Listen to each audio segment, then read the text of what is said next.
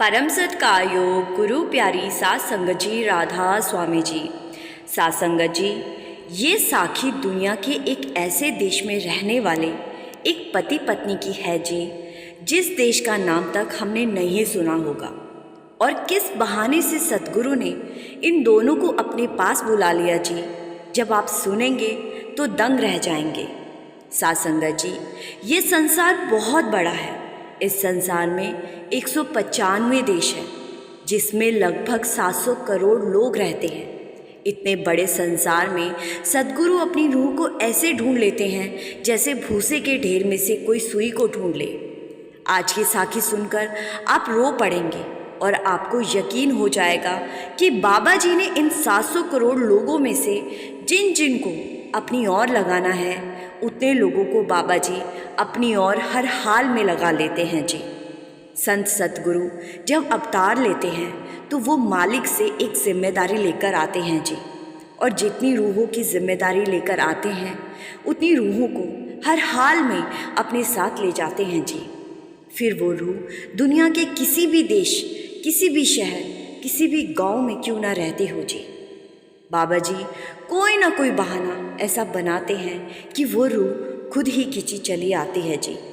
सात संगत जी, दुनिया में बहुत सारे ऐसे छोटे छोटे देश हैं जी, जिनके आप और हम नाम भी नहीं जानते, और इन देशों के नाम आमतौर पर कहीं भी सुनने तक को नहीं मिलते जी।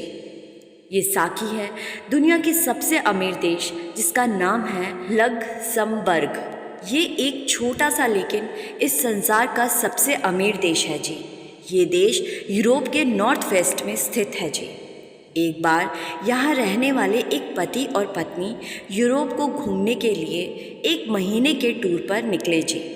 इनका मकसद था कि हम पूरे यूरोप को अच्छे से घूमेंगे और वहाँ की तस्वीरों को अपने कैमरों में उतारेंगे। तो ऐसे ही घूमते घूमते एक दिन ये दोनों लंदन पहुँच गए, और ये दोनों अपने होटल से बाहर निकले और इन्होंने मन बनाया कि हम आज पैदल ही लंदन घूमेंगे। उस दिन मौसम बड़ा ही अच्छा था, तो इन्होंने सोचा कि अगर हमने टैक्सी की तो हम बहुत सारी चीज़ें यहाँ देख नहीं पाएंगे। तो ये दोनों पैदल ही निकल पड़े और पूरा दिन लंदन को घूमते हुए शाम के समय ये दोनों हाइनेस पार्क के पास पहुँचे जी, जहाँ बाबा जी का सत्संग घर है जी। सत्संग घर को देखकर ये बहुत ज़्यादा प्रभावित हुए और इन्होंने बाहर बोर्ड पर देखा जहाँ लिखा हुआ था राधा स्वामी सत्संग घर। वहाँ की खूबसूरती इन्हें बहुत ही अच्छी लगी जी। ये बाहर से सत्संग घर को देख ही रहे थे कि वहाँ बहुत तेज बारिश शुरू हो गई। तो ये दोनों सत्संग घर के बाहर बने एक पेड़ के नीचे खड़े हो गए। एक सेवादार ने इन्हें वहाँ खड़े देखा, तो सेवादार ने कहा कि जब तक बारिश नहीं रुक जाती आप अंदर आ जाइए।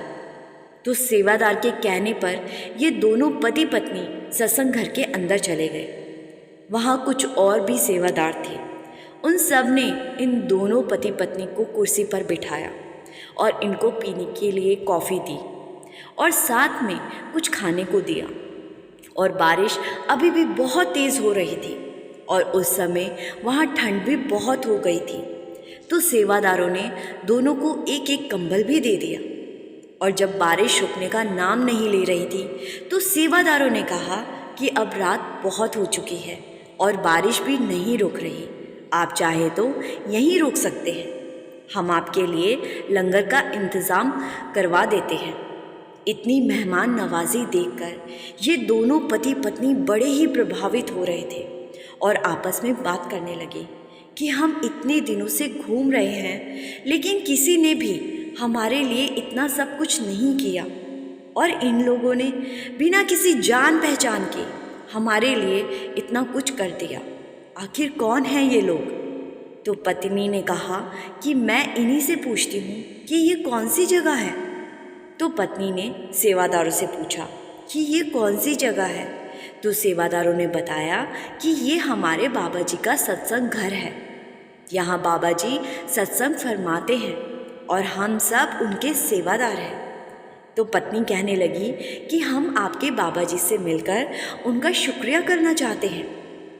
सेवादारों ने कहा कि बाबा जी तो अब अगले साल ही यहाँ आएंगे। ये पति पत्नी इतने ज़्यादा प्रभावित हो चुके थे कि ये कहने लगे कि ऐसी शख्सियत से मिलने के लिए हम 1 साल इंतज़ार नहीं कर सकते। आप हमसे जितना मर्जी पैसा ले लो, लेकिन अपने बाबा जी से एक बार मिलवा दो। तो ये सुनकर सेवादार मुस्कुरा पड़े और कहने लगे कि पैसे से दर्शन नहीं होते, ये तो बाबा जी की मौज पर निर्भर करता है कि वो किसको दर्शन देते हैं और किसको नहीं देते। तो पत्नी पूछने लगी कि हम पूरी दुनिया घूम चुके हैं, लेकिन ऐसी जगह आज से पहले हमने नहीं देखी जहां अनजान लोगों की इतनी खातिर की जाती है। तो सेवादारों ने कहा कि हम तो बाबा जी के हुक्म अनुसार सेवा कर रहे हैं जी। बाबा जी का हुक्म है कि दूसरों की हमेशा मदद करो, हम तो बस वही करते हैं जी। तो पत्नी कहने लगी कि आप हमें बताएं आपके बाबा जी कहाँ रहते हैं।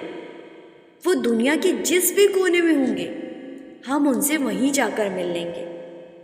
तो सेवादार ने कहा कि बाबा जी इंडिया में रहते हैं और उनसे ऐसे मिलना मुश्किल है, उसके लिए पहले परमिशन लेनी होती है।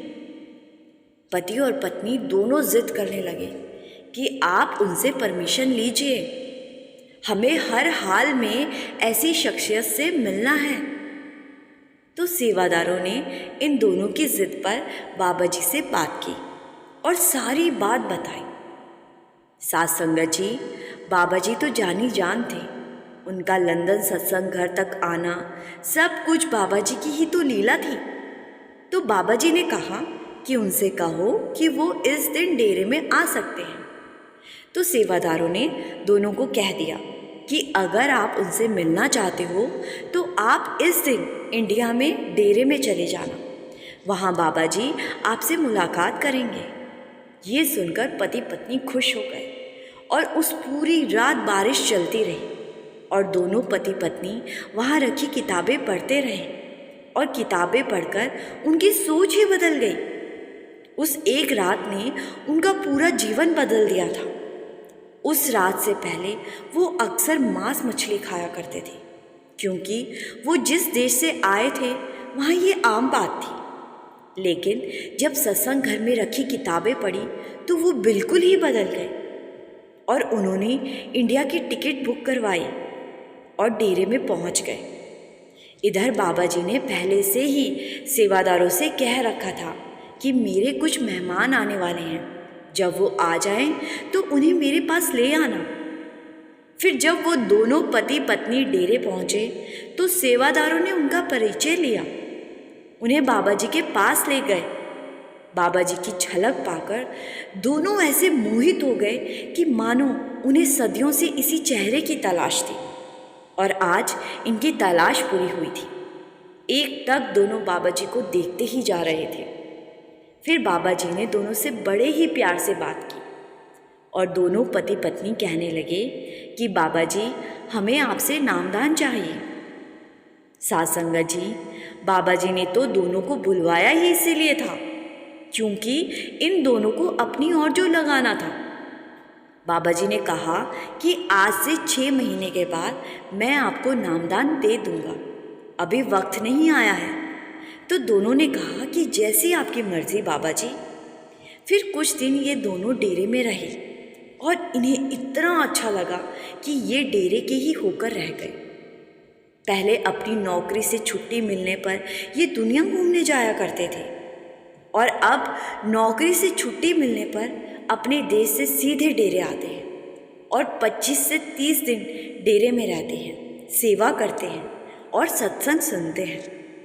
साथ संगत जी, एक ऐसे देश में जन्मे ये 2 लोग जिस देश के बारे में कोई नहीं जानता, कैसे बहाने से लंदन के सत्संग घर पहुँचे और कैसे डेरे पहुँच गए।